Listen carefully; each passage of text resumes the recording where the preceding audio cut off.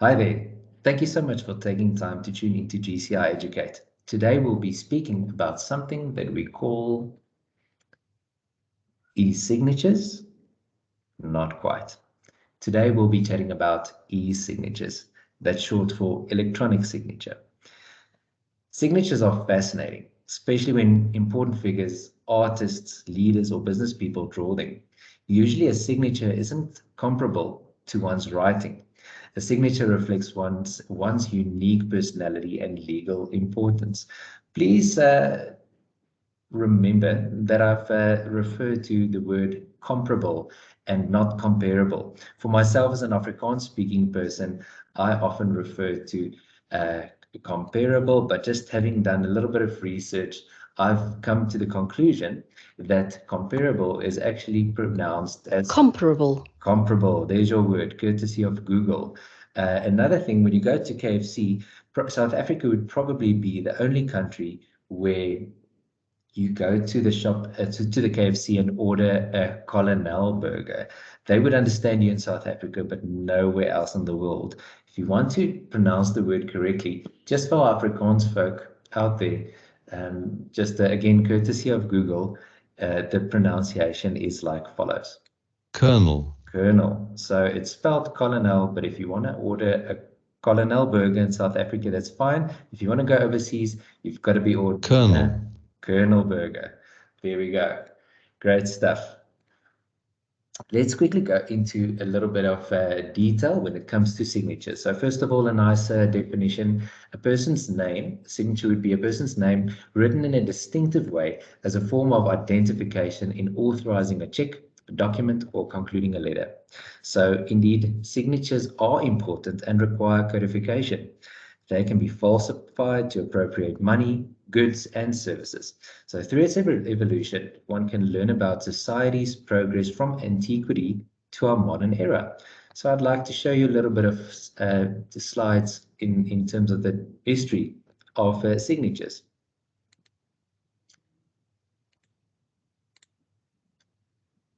Great stuff. So a signature can take the form of a personalized drawing or a simple mark like an X. But during antiquity, someone's identity was verified through witnesses or by penning a seal on documents. The Sumerians and Egyptians used pictographs to convey meaning. The earliest relic we know of using words and symbols to validate identity is a Sumerian clay tablet dated back to 3100 BC. It displays a mark from a scribe called Ga-Amar, on which he made a list of 41 common professions. So this is a little example of one of the items that Ga-Amar signed back in the day. This is also an example of a signature. This person must have a really long name and surname, but this is on papyrus or bamboo, where people would also write their signatures with ink, mud, and in odd cases, blood.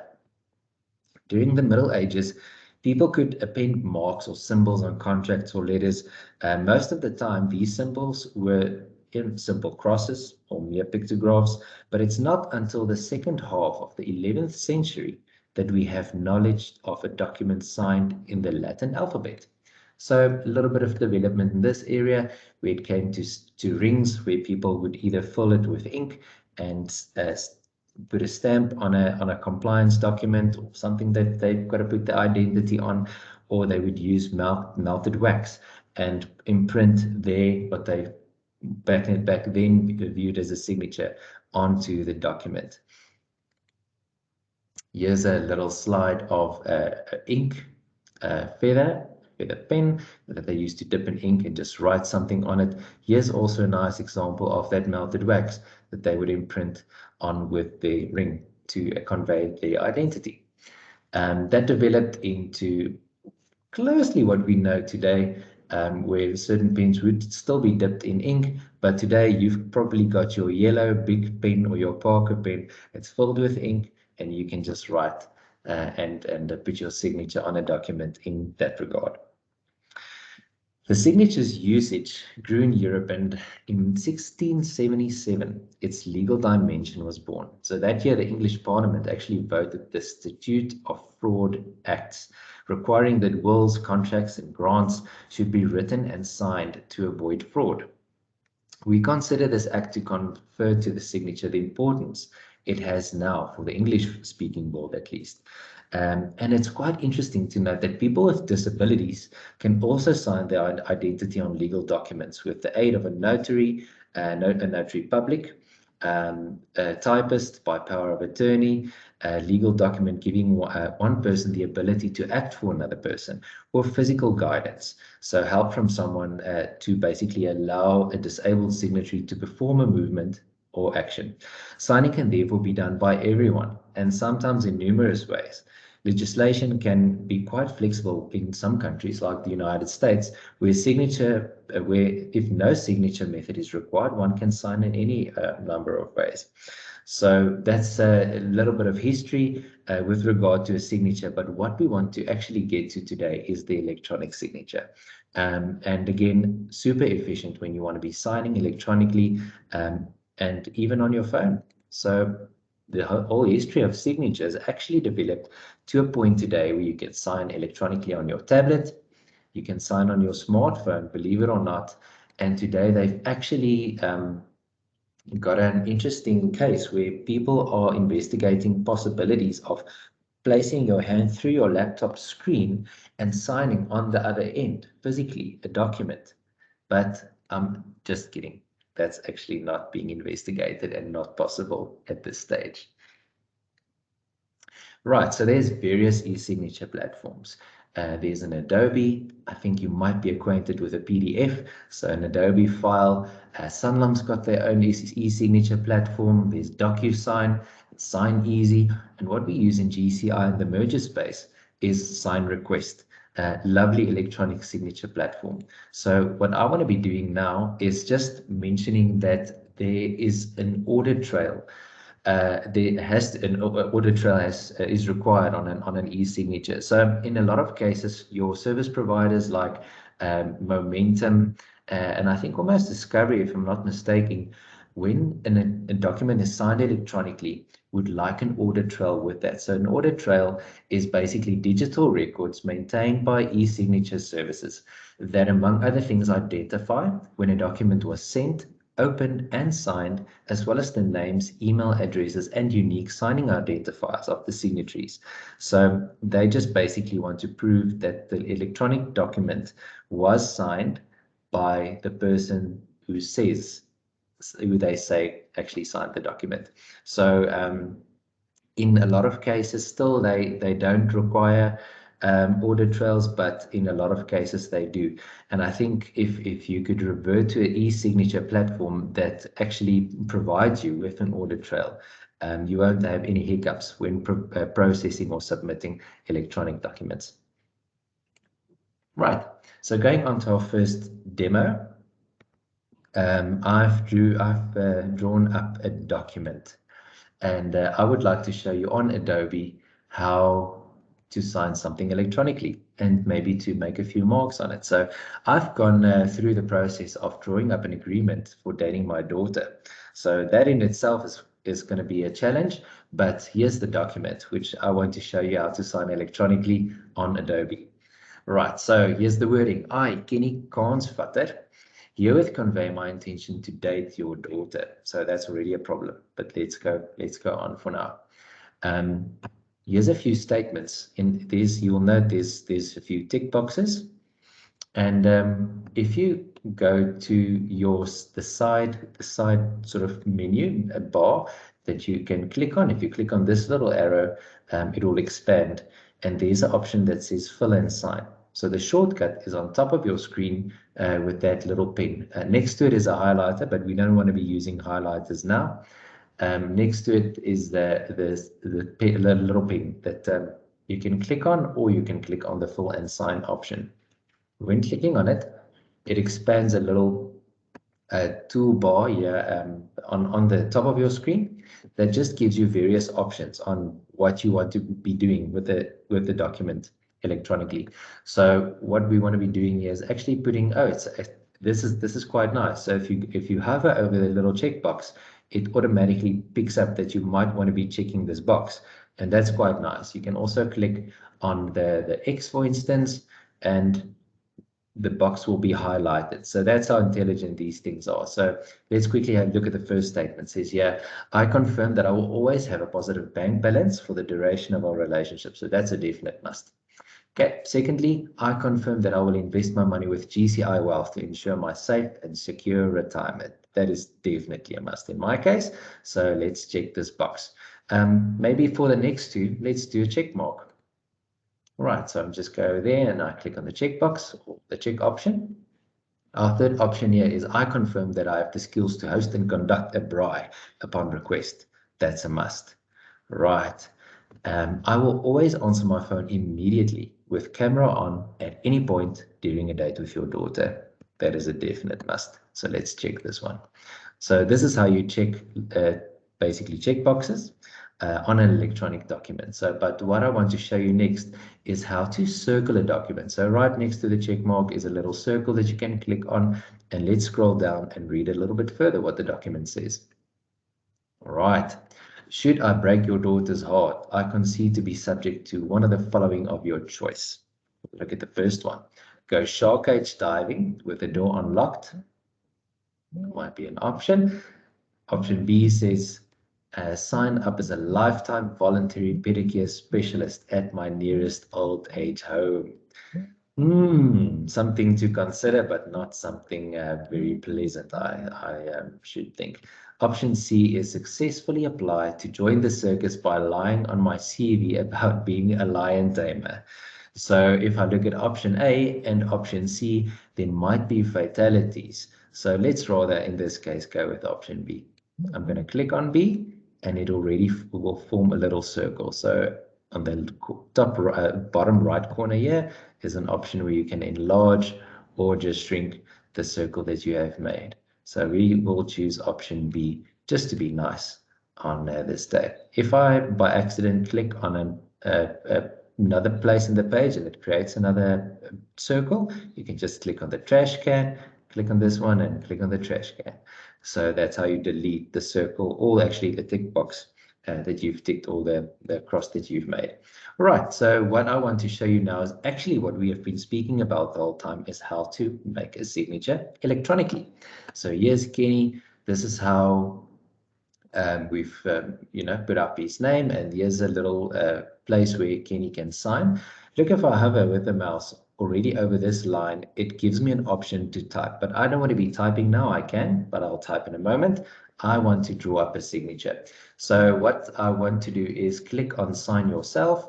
I've drawn up a signature here, but I will delete these two for the case of this exercise, and it will tell you add signature. So how you can add a signature is either by typing, but anyone can type any name, and it won't necessarily be a unique identifier. So what I would do is I would either click on this little middle option here that says draw, or the image. The image option actually goes into your file explorer and allows you to sign physically on a piece of paper and scan in your signature. So if you scan in your signature, the image will appear in your file explorer in the place that you saved it, or that scans are usually saved on your computer. You can double click on it, click on open, and basically your signature will be imported here, and you can just crop it according to the size that you'd like. So if I click on the middle option here, it basically gives me the option to write a signature with my computer's mouse. So I will just do this and say Kenny, and I'm signing on behalf of Kenny, so that's already a problem. But suppose I'm Kenny in this instance, Kenny K with a trademark, full stop. So I will then click on apply. And then what it will do is it will already, where my mouse is hovering, it will give me the option to place the signature. If I want to place the signature somewhere else, I basically just click on sign yourself, and looky there, it has already saved the signature that I've just drawn up. So you can add an initial, but I will, in this instance, put my personal signature, because there's got to be another signature in the document. So let's quickly go to the place where I want to type my name. So I will, for this instance, type Papa Bear. There we go. Great. That's Daddy's name. Great stuff. So the father will then sign here. So I'm just going to, in the initial space, quickly draw a signature. And just say PB for Papa Bear and click on apply. So again, the same will happen as what has happened with Kenny's signature. So this is great. The only thing about this is it doesn't provide basically an audit trail. But what I can do is, if you look on the side again, I'll click on close just for now. There's an option above the option that we've clicked on. It says Adobe Sign.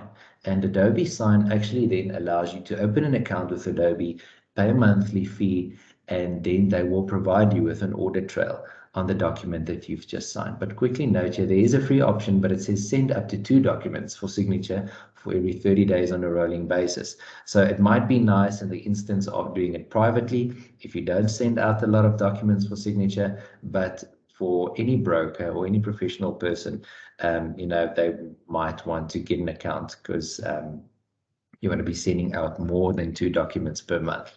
So you can just go into the agreement and just have a look, and there will be the applicable fees. Righty. So this is basically how to sign in a document electronically on Adobe. If you click on File and you click on Save or Save As, it will allow you to save the document wherever you feel like saving it. Great stuff. So let's quickly go back. I've shown you a demo of Adobe PDF, but I would like to show you an example of how to sign on Adobe, but on your phone. So I will be playing a little video that I came across that proved very helpful in this endeavor.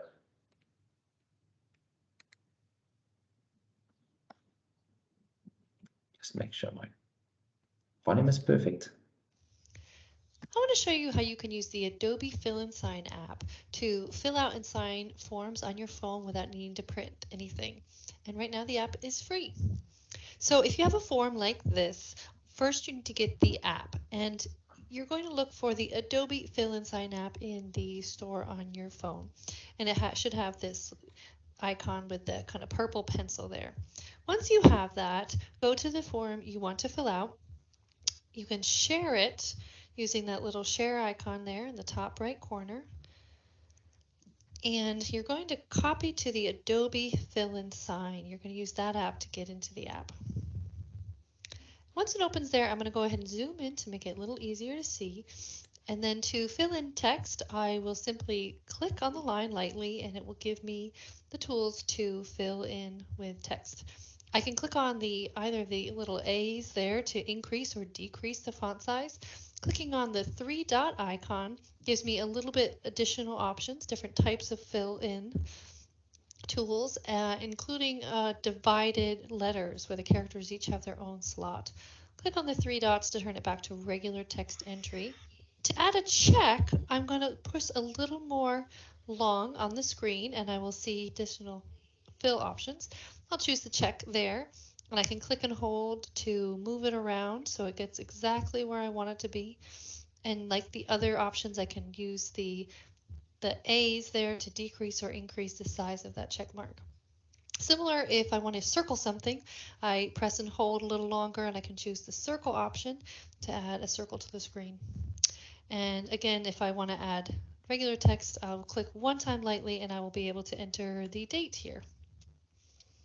Now to add a signature, I'm going to click on this pen icon that's between the form and the keyboard. And if I've already created a signature, it'll be safe there for me. But I can go ahead and click Create Signature and I will see this option here. I can use my finger to draw directly on the screen, create my signature, but in some cases it's a little bit hard to control a signature with your finger on a screen. So the other option is if you use the camera button in the bottom right corner. This actually allows me to use my phone's camera to take a picture of a piece of paper I've signed. Once I've signed the paper, I just need to select where my signature actually is and choose Done. and then my signature will be converted into this form. I can choose to save it to the device or not in the bottom left-hand corner, and when I'm happy with it, click Done. Back on the form, you'll see my signature appears there, and I can click to drag it where I want it to appear on the paper. And as you notice, it's actually there's no background on my signature, so the piece of paper that I wrote on has been eliminated, so I can add this signature wherever I need to, and it really looks just like I printed it and signed it. When you're happy with your form, you can choose Done. And to send it back to someone through email perhaps, I'll click on the form from the list of recent forms, and I'll click the share button in the bottom right corner, and I'm going to choose the program I want to use to share. In this case, I can use the Gmail program, for example. I have successfully filled and signed my form on my phone without having to print anything. So again, the app is the Adobe Fill and Sign app. It is a really great tool. Try it out for yourself. So here's the decision path when you learn to trade. Great. So that's how you sign something on your phone electronically. Let's go back to our presentation.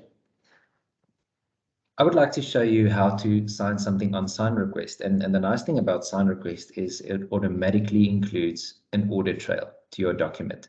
So there's a free option, but then there's also a paid option. In the merger space in GCI, we use the paid option because we send out quite a bit of e-signature requests, and we would like that audit trail. Whether the service providers like your Discoveries and your Momentums and your Sanlams request them or not, we provide that audit trail just to mitigate any rejections in that regard.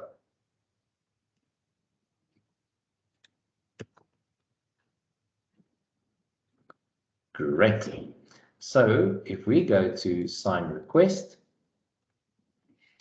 this is how the platform looks. Please note it says sign request, oneword.com, and it immediately allows you to start sending an e-signature. It might request you to open an account quick and just link it to an email address for yourself, but that's the only steps that you might have to take in this regard. So I'm going to take my document that I've drawn up, my little contract, and I haven't signed it again. So let's quickly check. Here's the agreement. So the agreement for dating my daughter, I just want to drag basically from the folder that let me just show you the folder quickly. So here's this File Explorer and drag and drop. That's how quick it is. It's actually amazing. So here already it's loaded the document, and I can clearly see it here.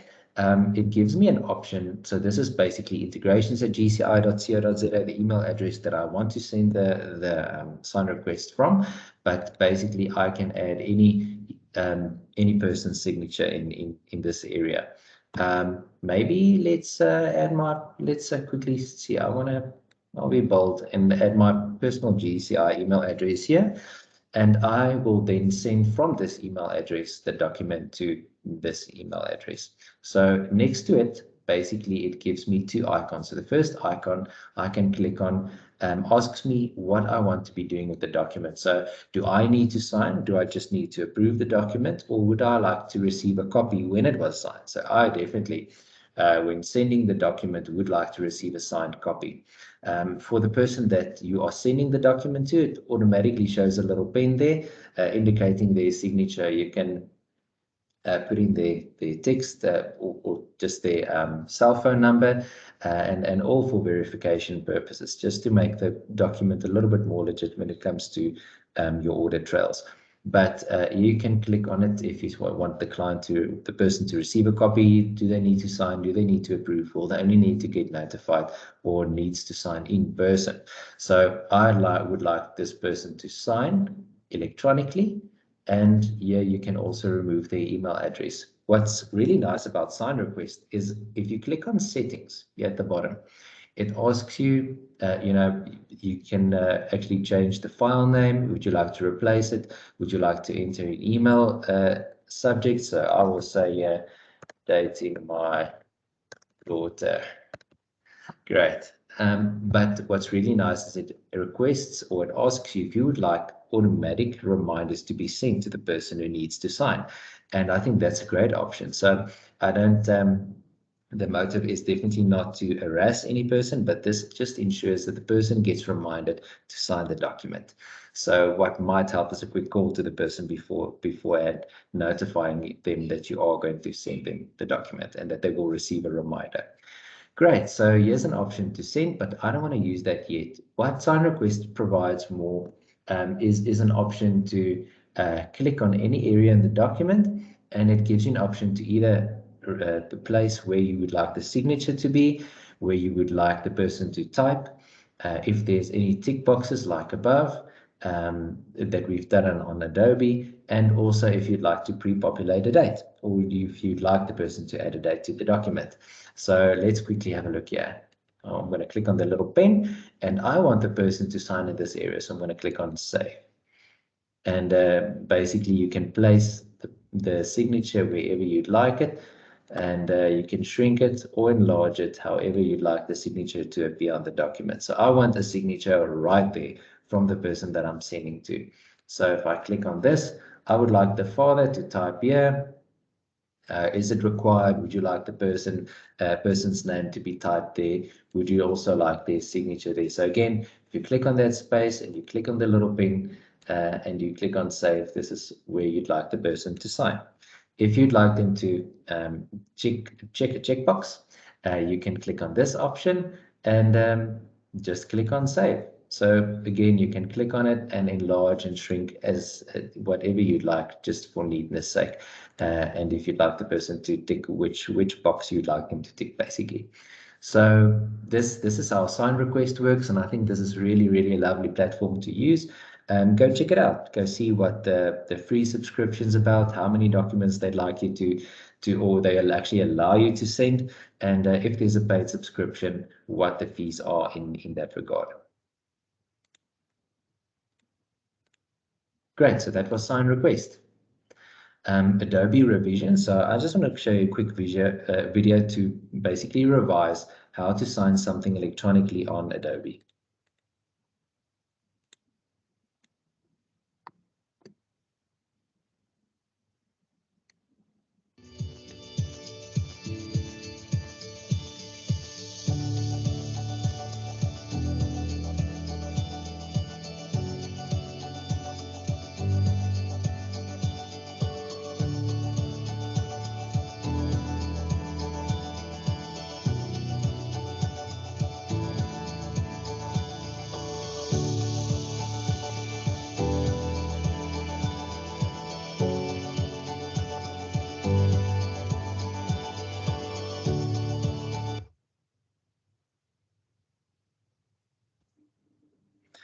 Great. So you will have noted in that little video, when sending something, they actually allow you to send a link to a person to sign. So on the other end, the person can click on the link, and basically that link will be linked to your document, and you can actually sign on the same document simultaneously, electronically, without having to necessarily save a document and resend it to someone else. So go check that out as well.